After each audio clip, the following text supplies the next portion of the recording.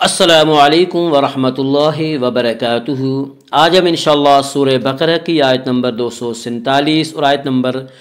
248 کا ترجمہ اور تفسیر پڑھیں گے۔ پہلے ہم انشاءاللہ لفظی ترجمہ کریں گے اور لفظی ترجمہ کے ساتھ ساتھ بامحاورہ ترجمہ بھی کریں گے۔ آپ سے گزارش ہے کہ اپنے پاس قلم اور کاغذ رکھ لیں تاکہ مشکل الفاظ کے معنی آپ لکھ سکیں اور اس طرح آپ کو سمجھنے میں اور یاد رکھنے میں سہولت اور آسانی ہو۔ اور اگر آپ اب تک کے ہمارے سارے ویڈیو شروع سے دیکھنا چاہیں تو ہم نے آسان ترجمہ قرآن کے نام سے پلے لسٹ بنا رکھی ہے، وہاں جا کر آپ ہمارے سارے ویڈیو بآسانی دیکھ سکتے ہیں۔ تو آئیے آج کا سبق ہم شروع کرتے ہیں۔ اعوذ باللہ من الشیطان الرجیم، بسم اللہ الرحمن الرحیم۔ وقال لهم نبيهم إن الله قد بعث لكم طالوت ملكا قالوا أنى يكون له الملك علينا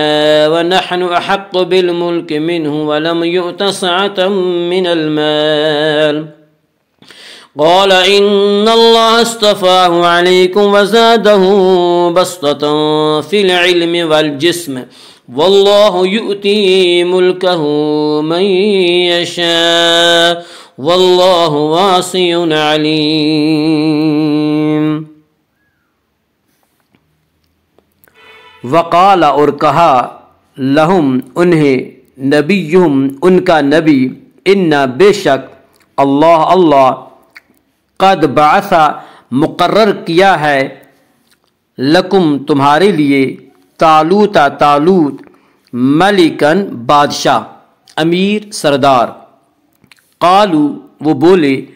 انا کیسے یکون ہو سکتی ہے لہو اس کے لیے الملک بادشاہت حکومت علینا ہم پر ونحن اور ہم احق زیادہ حقدار بالملک بادشاہت کے حکومت کے منہ اس سے ولم یؤتا اور نہیں دی گئی سعتن وسعت من سے المال مال۔ قال اس نے کہا ان بے شک اللہ استفاہ چن لیا ہے اسے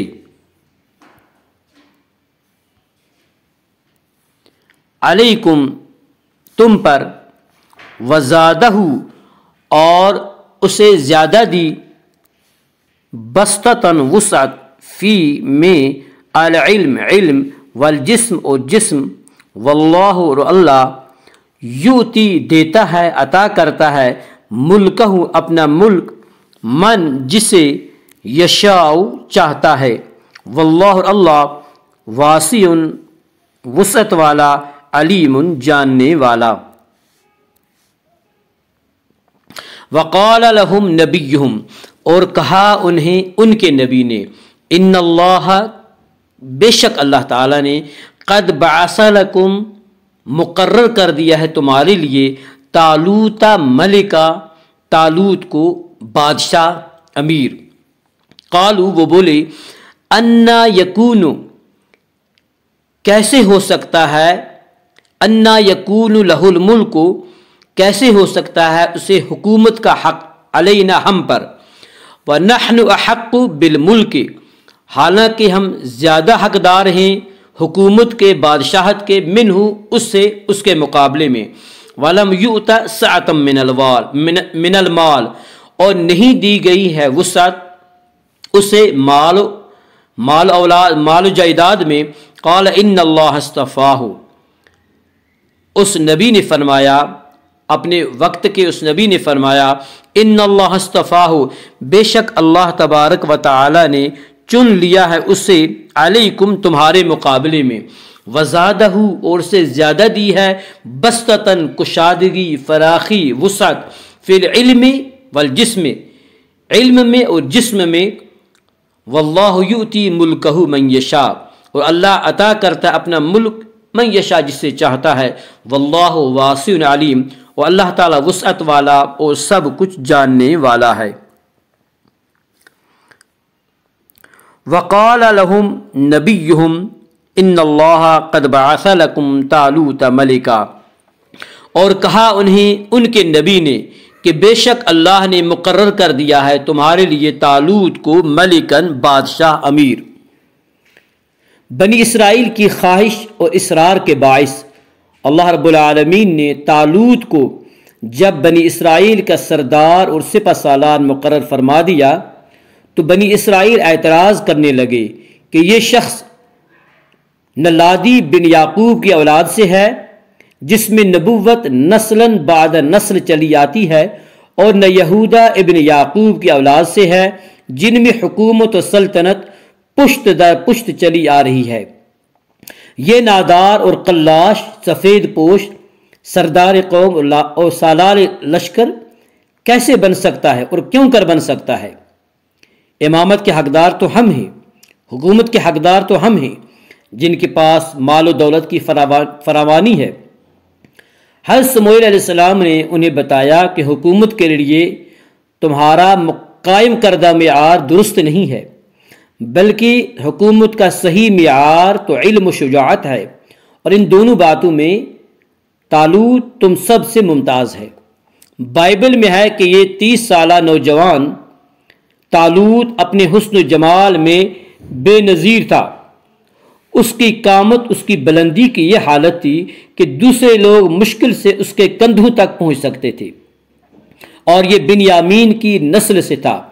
حضرت سموئیل علیہ السلام نے انہیں بتایا کہ طالوت کا انتخاب انسانی انتخاب نہیں، بلکہ اللہ رب العزت نے خود اسے تمہاری قیادت کے لیے منتخب فرمایا ہے،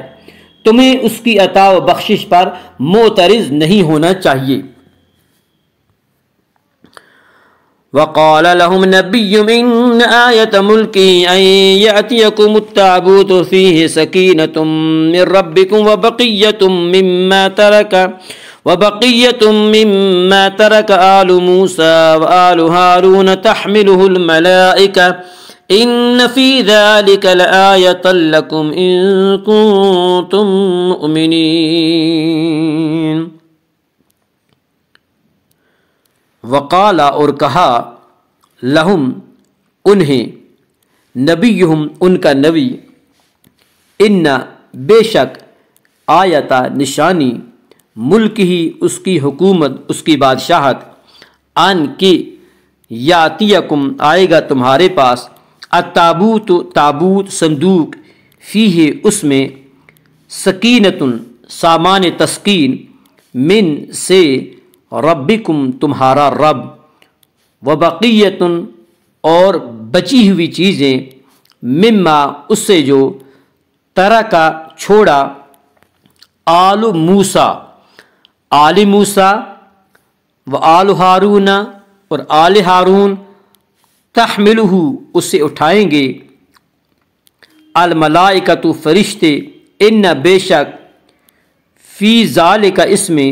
لآیتن نشانی لکم تمہارے لیے ان اگر کنتم تم مؤمنین ایمان والے۔ وقال لہم نبیہم اور کہا انہیں ان کے نبی نے ان آیت ملک ہی اس کی بادشاہت کی اس کی نشانی کی اس کی حکومت کی یہ نشانی ہے ان یاتیکم التابوت کہ آئے گا تمہارے پاس ایک تابوت ایک صندوق فیہ سکینۃ من ربکم اس میں تسلی ہوگی اس میں تسلی کا سامان ہوگا تمہارے رب کی طرف سے وبقیۃ اور اس میں بچی ہوئی چیزیں ہوں گی مما ترکا جو چھوڑ آئی آل موسیٰ و آل ہارون اولاد موسیٰ اور اولاد ہارون تحملہ الملائکہ اس صندوق کو اٹھا لائیں گے فرشتے ان فی ذالک بے شک اس میں ان فی ذالک لآیۃ لکم بے شک اس میں بہت بڑی نشانی ہے تمہارے لیے ان کنتم مؤمنین اگر تم ایماندار ہو۔ وقال لهم نبیہم ان آیت ملکہ ان یاتیکم التابوت فیہ سکینۃ من ربکم اور کہا انہیں ان کے نبی نے ان آیت ملک ہی کہ اس کی حکومت کی نشانی یہ ہے ان یاتیکم التابوت کہ آئے گا تمہارے پاس ایک تابوت فیہ سکینتم من ربکم، کہ اس میں تسلی کا سامان ہوگا تمہارے رب کی طرف سے، وبقیتم مما ترک آل موسیٰ و آل ہارون تحملہ الملائکہ، اور اس میں بچی ہوئی چیزیں ہوں گی جو چھوڑ آئی موسیٰ علیہ السلام کی اولاد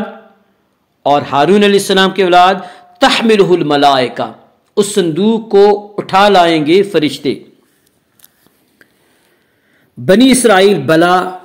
کب اتنی آسانی سے اپنی ضد سے باز آنے والے تھے؟ فوراً بنی اسرائیل نے مطالبہ کر دیا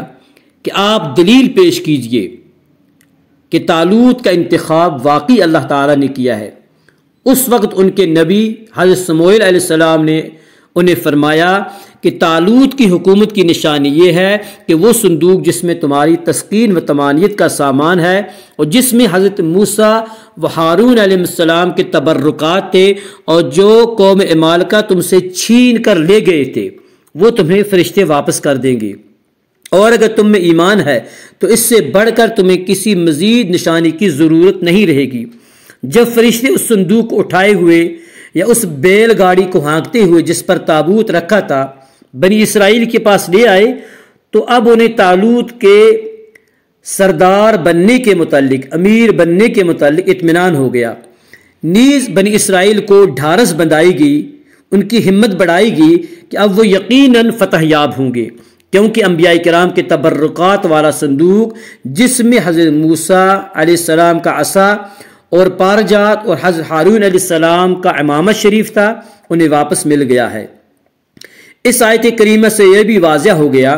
کہ وہ اشیاء جن کا تعلق اللہ تعالیٰ کے مقبول بندوں سے ہوتا ہے ان کی برکت سے دعائیں قبول ہوتی ہیں اور دشمنوں پر غلبہ نصیب ہوتا ہے۔ صحابہ کرام رضوان اللہ علیہم اجمعین حضور نبی کریم صلی اللہ علیہ وسلم کے ناخن اور بال مبارک تبرک کے طور پر پاس رکھا کرتے تھے۔ حضرت خالد رضی اللہ تعالیٰ عنہ کے سر پر ایک کپڑے کی ایک ٹوپی تھی جس میں حضور نبی کریم صلی اللہ علیہ وسلم کا ایک بال شریف رکھا تھا۔ حضرت خالد فرماتے ہیں کہ جس معرکہ میں یہ ٹوپی سر پر رکھ کر جاتا ہوں اللہ رب العالمین اس بال کی برکت سے مجھے کامیاب و کامران کرتا ہے۔ اللہم اجعل القرآن ربیع قلوبنا ونور صدورنا وجل احزاننا وذہاب ہمومنا وغمومنا، اللہم انفعنا بالقرآن العظیم ورفعنا بالآیات والذکر الحکیم، رب اغفر وارحم انت خیر الراحمین، وصلی اللہ تعالی علی خیر خلق محمد وعلی آلہ واصحابہ اجمعین۔ السلام علیکم ورحمۃ اللہ وبرکاتہ۔